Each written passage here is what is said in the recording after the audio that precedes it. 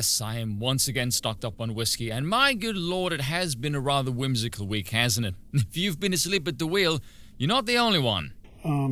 Dealing with everything we have to do with...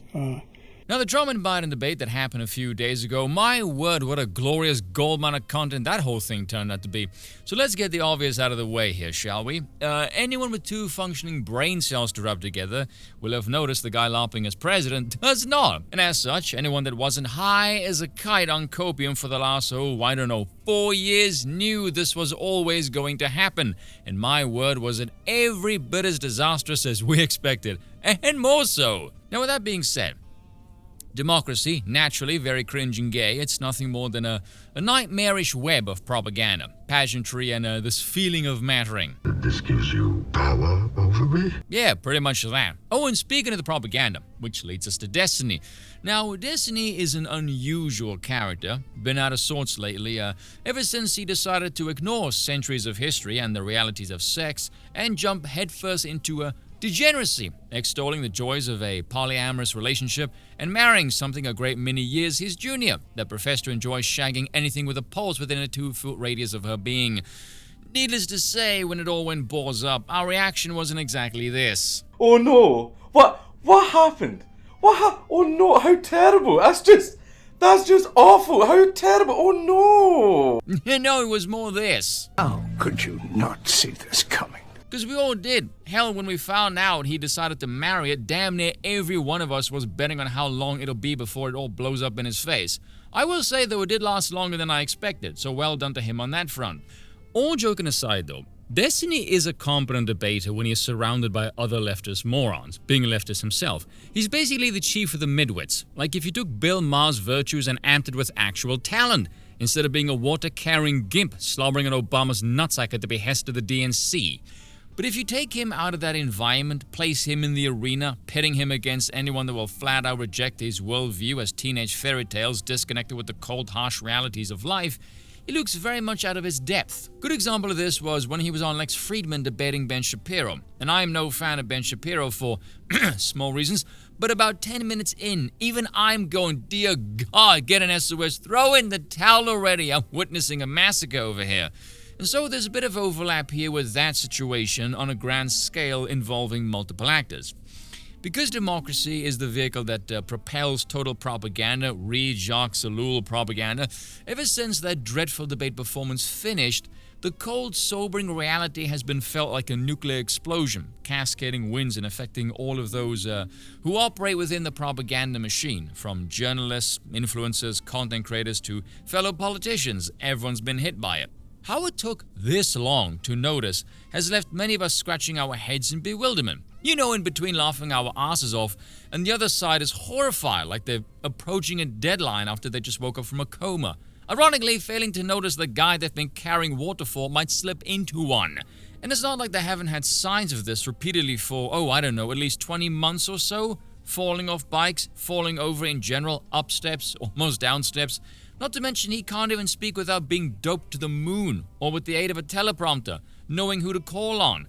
The moment he says anything off the cuff, it's damn near an international incident. The problem is, this train wreck is one for the history books, and it's so glaring, it is impossible to spin. And this is where it gets really, really funny, because you've got this vast network of state-sponsored imps who appeal to every type of demographic imaginable, ranging from Adderall-fueled Zoomers who look like they've cut their fix with hormone blockers, yes, I will do a video on one of them as well, to the more sophisticated rhetoricians who could maybe pull off some spin. You can spin facts and numbers, sure, but this? You can't spin the Taylor the Eloquent Zombie, especially one who's doped up with a week's worth of prep and apparently knew the questions of the debate beforehand, allegedly, and still sounded like he's hanging on for dear life. In his case, quite literally. So you have these legions of dippy morons who are drowning with egg on their faces being told to do the impossible. Essentially, everyone involved here became what's-her-face, the diverse female press secretary one, and now we get to witness the spectacle of them trying to cope and save face, which in conjunction with trashing their reputations, makes them look either depressingly stupid or just batshit insane. Enter this banger from Destiny. Anyone who is supporting Trump at this point has less in common with core American values than any immigrant they've warned you about over the past 10 years. You know, there's moments in life where people just say things that make you instinctively go, "What? You're an idiot, just shut up." This is one of them. If anyone else said this to you, that'd be a fairly reasonable response. The fact that it comes from Destiny makes it so much worse, as if Destiny is a walking poster child exemplifying true American values. Hell, I highly doubt he'd be able to come up with a list of coherent ones anyway, being a leftist and all. No one goes armed, self-sufficient, limited government, good old traditional Anglo stock, and thinks leftist, ever. This is a typical Destiny-like statement, over-the-top, wordy-ass presentation, and all to brand people as racist. In 2024, as if anyone who's paying attention to him in opposition would give a shit about any of this. This would be what I would call a leftist feedback loop. It offers nothing more than the sugar lump. I mean, let's try and examine this, shall we? Anyone who is supporting Trump at this point has less in common with core American values than any immigrant they warned you about over the past 10 years. Now, given that you have failed to define what core American values even are, that leaves this statement with a whole lot of room for interpretation. If they've been in the country for less than 10 years, say, a substantial number of them wouldn't even be able to vote. So yes, naturally, the people who can actually vote would have less in common with random foreigners and whatever unspecified conception of core American values Destiny's half-witted imagination ascribes to them. It can also imply that immigrants can have next to no American values either, merely that Trump supporters, for some reason or another, have less of them just based on voting for Trump alone. Which begs the question, how on earth can one attain core American values if you haven't even been in the nation long enough to gain access to the damn ballot box? That implies that core American values are not in fact tied to a land or people, but merely some universal ideological perspective, at which point the phrase core American becomes redundant, and you're merely advocating for the supplanting of one ideology with another. By the way, I'm well aware most people won't think nearly as deeply about that statement as I just did, and yes, that is quite the mask-off moment. I would almost hope he's paid off by the state in some capacity, because I can at least understand that. But if you claim to be some kind of authority figure for your political faction and this is your best shot, that just goes to show how stupid your followers are that they would swallow this. When 1776 happened, it was to get away from exactly what Trump represents, someone who thinks they exist above the law. Destiny, what exactly are you implying by referencing a revolt against the British Crown and instituting a new form of government? Is this really where you want to go with this, suggesting that Trump is some kind of, modern-day founding father 2.0? Has anybody else noticed? Whenever the left tries to even meme Trump, let alone make him look bad, it always makes him sound way more base than he actually is. Anyone remember the great MAGA meme? That was leftists, who spent, 8 months to come up with that. He's on stage going, "It's a very good compliment, actually."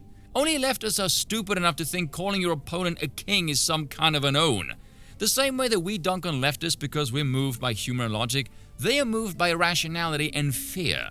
They will try and dunk on right-wingers by presenting the opposition as some kind of god king, and we think it's hilarious. But their base is moved by that stupidity, don't think they aren't. If they were rational and capable of thinking, they wouldn't be leftists. Anyway, I'm getting sidetracked here.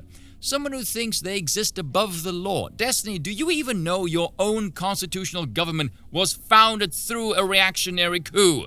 Don't believe me? Watch this. Would you say the founders were anarchists? No.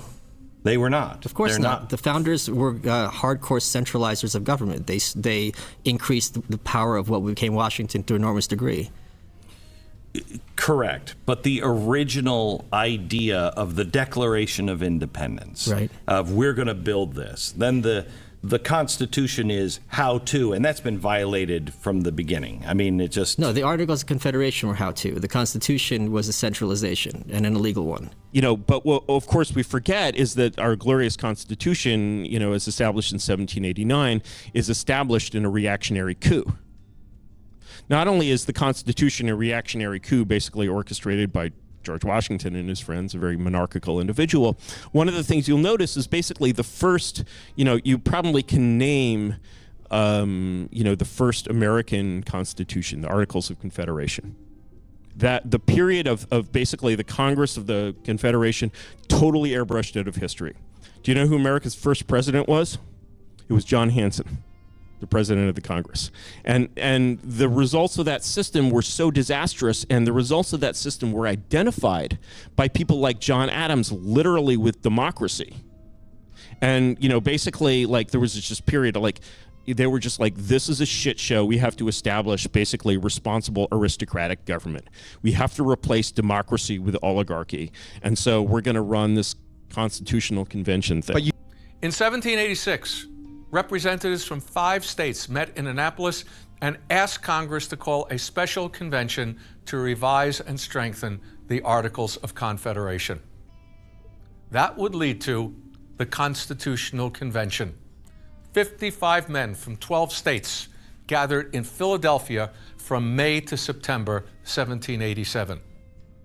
Well, who are they? It's interesting to note who is not in Philadelphia. Such revolutionary radicals as Patrick Henry, Sam Adams, Thomas Jefferson, they are not there. The revolutionary leaders Franklin and Washington are present. But aside from these 2 venerable figures, most of the delegates are quite young. James Madison and Gouverneur Morris are only 35. Rufus King and Alexander Hamilton are only 32. Charles Pinckney is only 29. Almost all had continental as opposed to state experiences during the Revolutionary War. Many were veterans of Washington's Continental Army or the Continental Congress, and that experience gave them a national as opposed to a state outlook. At least one historian has labeled them the first true Americans. Now, are they conservative or revolutionary? They are simultaneously both.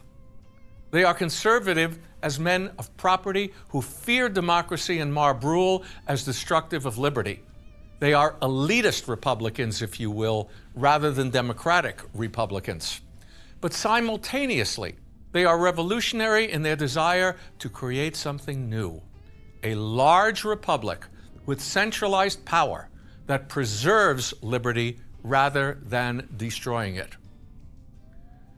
One needs to understand that this contradicts established political thought and experience. That established political thought and experience held that republics only worked in small areas and that large, centralized nations were best ruled by absolute monarchs. The founders would turn this on its head. And what you get here, one might argue, is a concept of creating an empire of liberty. The men who gather in Philadelphia were also willing to ignore their instructions to revise and amend the Articles of Confederation, and instead they decided to come up with an entirely new frame of government, one that they devised in secret sessions with locked doors and windows, despite the summer heat. One can argue that in some ways what you had here was a coup. There you go, an anarchist, a monarchist, and an American professor of history. But we have more of this idiocy to follow, folks, so stay tuned. Cheers for watching once again. I apologize for nothing.